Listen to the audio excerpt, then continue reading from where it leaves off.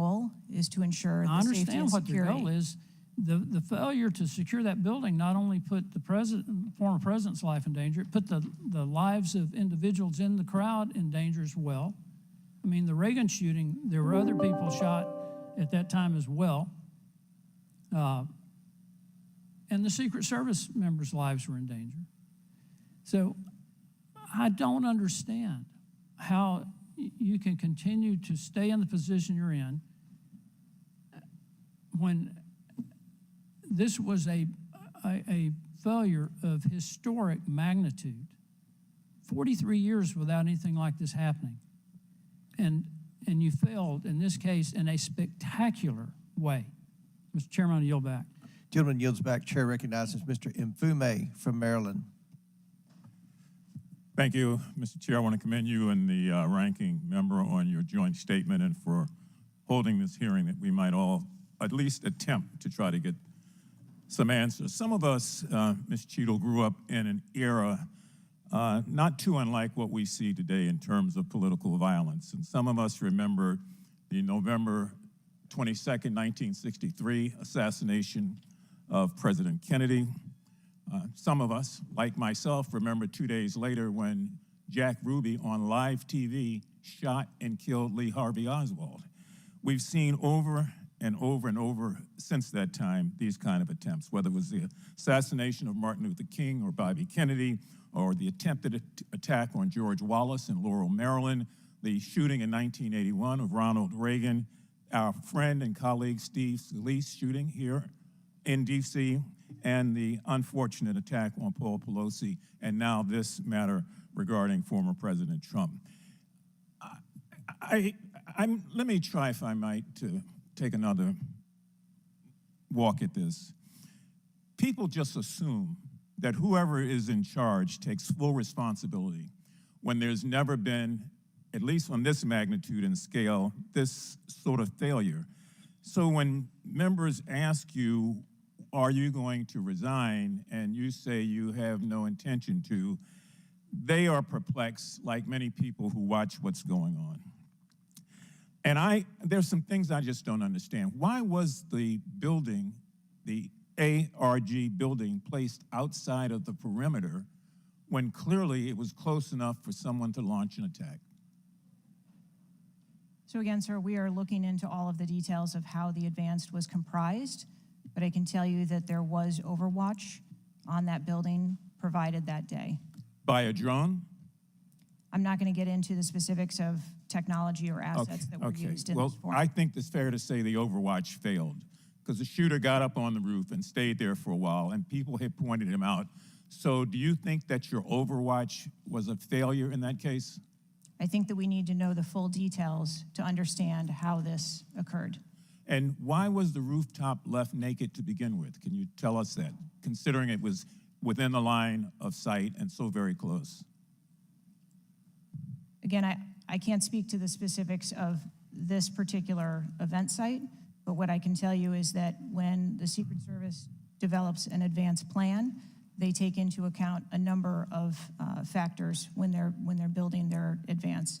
If there are buildings or areas of concern, and overwatch is one of those mitigations that they want to put in place, then they will cover off areas of responsibility.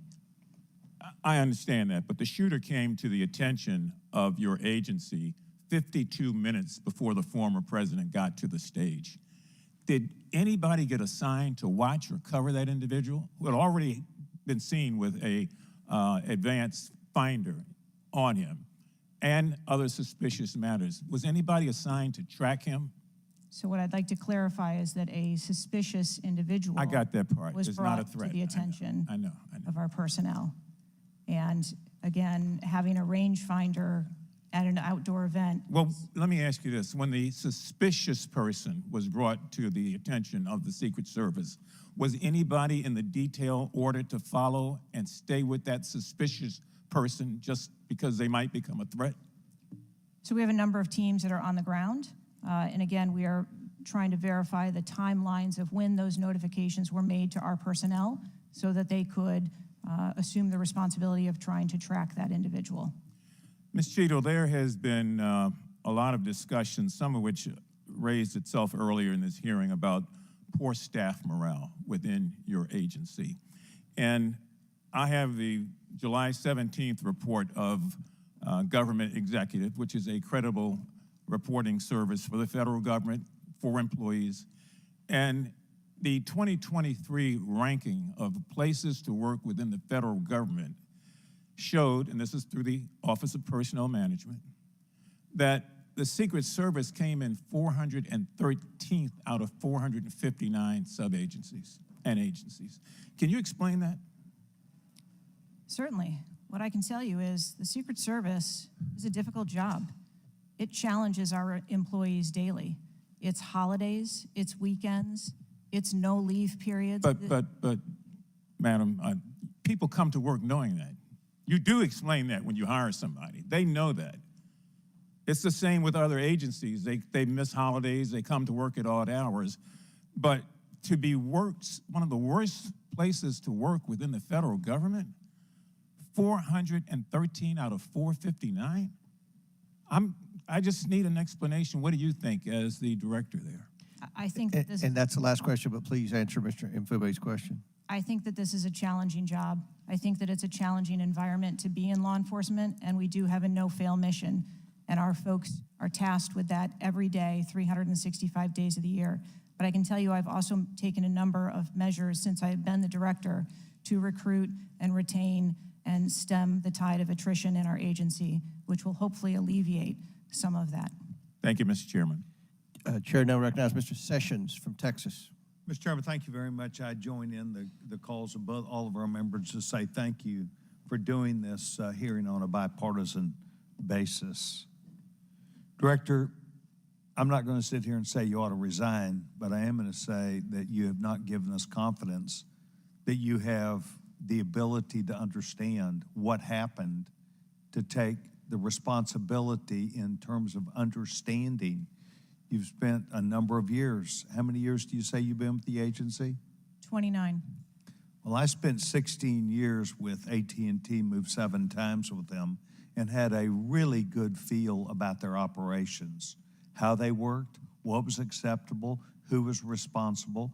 And I've heard you say today numbers of times, well, you've got to wait. Well, you've got to wait. Wait for the final report. When is the final going to happen?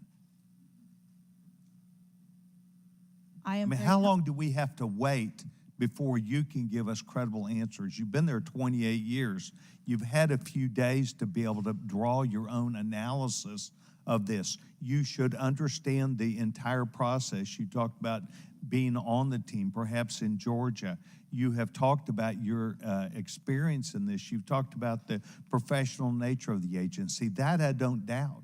But the director, just like it was when I ran my operations at AT&T, was responsible for making sure they worked.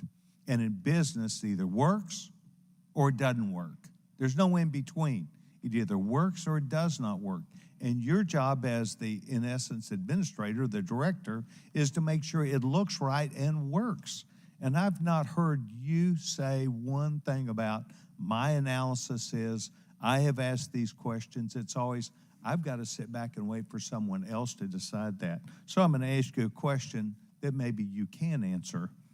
Have any employees been disciplined for their role in Butler, PA incident?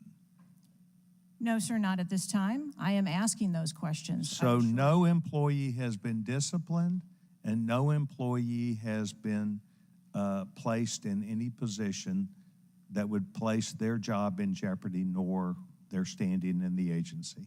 We are still in the process of That's interviewing not what people. I asked. You're the person that runs the place. You're the person that knows right from wrong, good from bad.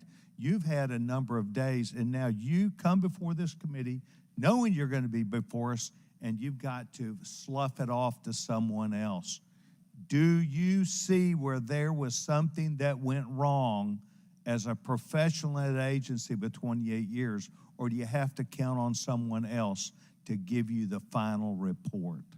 I see that something went wrong, and I've acknowledged that something went wrong. Then what went wrong? I Was need the to- special agent in charge not doing their job? Was the shooter given extra time? Was the sniper doing their job? I mean, these are things that people who've been around for 28 years can analyze quickly. I watched it live on TV, and then within minutes saw a number of facts and factors that would have and should have been known by people who were there. You've got 28 years. You're showing up here telling us and the American public, well, I've got to wait for the final answer. What is your evaluation? I'm asking those same questions. Well, no, you're before the And committee. Tell us what went wrong. A special agent in charge, the person who was there. Tell us, and don't try and play a shell game with us. Do you have the ability to effectively, as the director of this agency, to understand what went wrong and at least tell us, I do or don't know what I'm doing? And we come away with, and I'm not asking for you to resign. I'm asking for you, if you've got this experience, then you should be able to say to us, we know what we did wrong. It was a failure in our system, and we're immediately making these corrections. That's why you're having a difficult time with this group of members of Congress, because we saw it too. We've seen the things, but you are the 28-year expert. You are the person that, and only you, that can make the changes. And I hear you say, well, I've got to wait for a final report before I, at 28 years experience. That is why we think what you're doing, the answers you're giving us are not correct, and you are not using your professional expertise. Mr. Chairman, I will allow her to respond.